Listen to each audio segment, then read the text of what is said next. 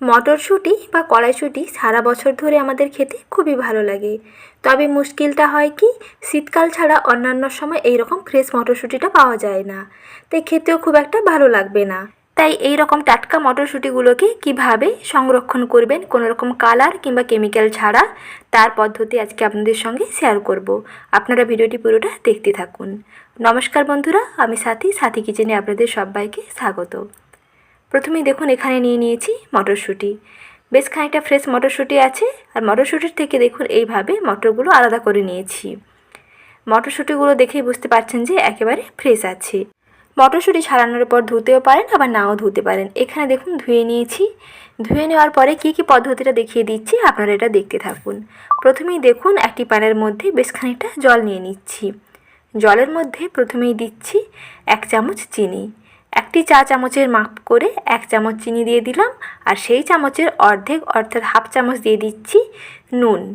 নুন ও চিনিটা এই মেজারমেন্ট করেই দিতে হবে। আর এখানে 3 কাপ জল নিয়েছি। রেগুলার চা খাবার জন্য আমরা যে কাপগুলো ব্যবহার করি সেই কাপে 3 কাপ জল নিয়ে নিয়েছি। আর দিলাম 1 চামচ চিনি ও হাফ চামচ লবণ। আর মটরশুঁটি আছে 250 গ্রাম। ছাড়ানোর পরে 250 গ্রাম মটরশুঁটি হয়েছে। এখন সেই জলটা দেখুন একটু ফুটতে দিচ্ছি। বেশিক্ষণ কিন্তু মটরশুঁটিগুলোকে জলের মধ্যে ফোটাবেন না।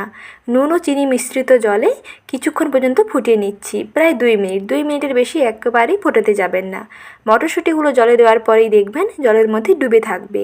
তারপরে যখন একটু এরকম ভাপটা বেরোতে শুরু করবে, তখনই দেখবেন মটরশুঁটিগুলো একেবারে জলের উপরে উঠে আসবে।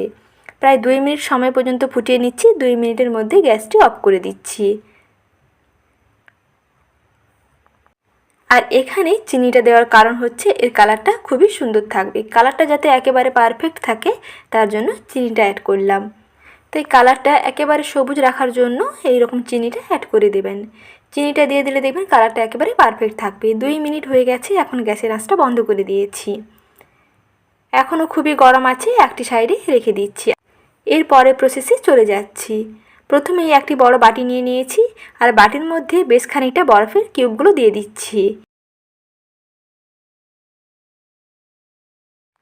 আর বরফের কিউবের মধ্যেই দিয়ে দিচ্ছি নর্মাল টেম্পারেচারের জল। নর্মাল টেম্পারেচারের জলটা দিয়ে বরফের সঙ্গে ভালো করে মিশিয়ে নিচ্ছি। জলটা একেবারে ঠান্ডা করে নিতে হবে। এই রকম বরফ দেওয়া জলের মধ্যেই দিয়ে দিতে হবে মটরশুঁটিগুলো। এখনও মটরশুঁটিগুলো খুবই গরম আছে। এই রকম গরম অবস্থাতেই ছান্তা দিয়ে এরকম জলটা ঝরিয়ে নিয়ে সেই ঠান্ডা জলের মধ্যে দিয়ে দিতে হবে এই মটরশুঁটিগুলোকে। তাহলে দেখবেন মটরশুঁটিগুলো আর একেবারে চিপসে যাবে না। মটরশুঁটিগুলো একেবারে ফুলকো ফুলকো থাকবে। মটরশুঁটিগুলো যাতে না চিপসে যায় তার জন্য এই প্রসেসটা করা। এইভাবে সমস্ত মটরশুঁটিগুলোকে গরম জল থেকে তুলে এই রকম বরফ গলা জলের মধ্যে রেখে দিচ্ছি। বরফগুলো যতক্ষণ না গলে যায় ততক্ষণ পর্যন্ত এই রকম ঠান্ডা জলের মধ্যে এগুলোকে ছেড়ে দিচ্ছি। প্রায় আধ ঘন্টা রেখে দিয়েছিলাম। আধা ঘন্টা পর ফিরে এসেছি। বরফগুলো এইরকম গলে গেছে। আর এই রকম ঠান্ডা জলের মধ্যে মটরশুঁটিগুলোকে রেখে দিয়েছিলাম প্রায় আধ ঘন্টা। 30 মিনিট পর্যন্ত রাখার ফলে মটরশুঁটিগুলো দেখুন এখন এই রকম আছে। এখন মটরশুঁটিগুলোকে এই রকম ঠান্ডা জল থেকে তুলে নিয়ে একটি টাওয়ালের মধ্যে দিয়ে দিচ্ছি। মটরশুঁটিগুলোকে ঠান্ডা জল থেকে তুলে এইরকম একটি টাওয়ালের মধ্যে দিয়ে রেখে দেবো প্রায় 7 থেকে 8 ঘন্টা মতন। নর্মাল জায়গায় অর্থাৎ রুম হিটের মধ্যে রেখে দেবেন এইরকম 7 থেকে 8 ঘন্টা। আর ওপর থেকে দেখুন একটি টাওয়ালের কিছুটা অংশ নিয়ে এইরকম মটরশুঁটির গাগুলোকে মুছে নিচ্ছি, যাতে মটরশুঁটির গায়ে কোনো রকম জলভাব না থাকে। তাহলে কিন্তু মটরশুঁটিগুলো আবার খারাপ হয়ে যেতে পারে। মটরশুঁটির গায়ে যাতে জল না থাকে সেটা সবসময় খেয়াল রাখবেন। মটরশুঁটির গায়ে কোনো রকম জল যেন না থাকে। মটরশুঁটিগুলোকে দেখুন এইরকম একটি টাওয়াল দিয়ে হালকা হালকা করে মুছে নিচ্ছি। তারপরে প্রায় 7 থেকে 8 ঘন্টা রেখে দিচ্ছি। 7 থেকে 8 ঘন্টা পরে ফিরে এসে আপনাদের দেখাচ্ছি।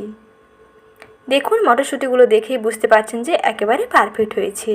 মটরশুঁটিগুলো দেখুন কালারটাও খুবই সুন্দর আছে, কালারটা কিন্তু একটুও নষ্ট হয়ে যায়নি। তাই ফোটানোর সময় সবসময় খেয়াল রাখবেন 2 মিনিটের বেশি ফোটাবেন না। 2 মিনিটের পরে গ্যাসটা অফ করে দেবেন। বেশিক্ষণ ফোটালে কি হয়, কালারটা একেবারে নষ্ট হয়ে যাবে। তাই কালারটা এরকম রাখার জন্য 2 মিনিট পর্যন্ত ফুটিয়ে নিয়েছি। মটরশুঁটিগুলো রেডি হয়েছে কিনা কী করে বুঝবেন? হাতের মধ্যে কিছুটা নিয়ে দেখবেন যে হাতের মধ্যে কোনো রকম জলভাব কিন্তু একটুও লাগছে না। তাহলে বুঝতে পারবেন যে মটরশুঁটিগুলো একেবারে প্রিজার্ভের জন্য রেডি হয়ে গেছে। এখন এই রকম একটি কাঁচের বয়াম নিয়েছি। কাঁচের বয়ামের মধ্যে মটরশুঁটিগুলোকে ভরে রেখে দেব ফ্রিজের মধ্যে। আর যদি কাঁচের বয়ামের মধ্যে রাখেন তাহলে নর্মাল ফ্রিজের মধ্যে রেখে দেবেন, 1 বছর ভালো থাকবে। আর যদি কোনো এয়ারটাইট কন্টেনার কিংবা জিপলক ব্যাগের মধ্যে ভরে রাখেন তাহলে ডিপ ফ্রিজের মধ্যেই রাখবেন। আবারও বলে দিচ্ছি, কাঁচের বয়ামের মধ্যে যদি রাখেন তাহলে নর্মাল ফ্রিজের মধ্যে রাখবেন, ভালো থাকবে। আর যদি জিপলক ব্যাগের মধ্যে রাখেন তাহলে ডিপ ফ্রিজে রাখবেন, তাহলে 1 বছর ভালো থাকবে। তাই এই সময় বাজারে মটরশুঁটির দাম খুবই কম। মটরশুঁটি কিনে নিয়ে এসে এই রকম সংরক্ষণ করে রাখুন, দেখবেন যখনই মন চাইবে মটরশুঁটি দিয়ে কোনো রেসিপি বানিয়ে খেতে পারবেন। আর আজকের পদ্ধতিটা দেখালাম, কেমন লাগলো কমেন্ট সেকশানে জানাবেন। যদি ভালো লেগে থাকে তাহলে ভিডিওটিতে প্লিজ একটি লাইক এবং চ্যানেলের নতুন দর্শক বন্ধুদের কাছে অনুরোধ চ্যানেলটিকে সাবস্ক্রাইব করে বন্ধু হয়ে পাশে থাকুন।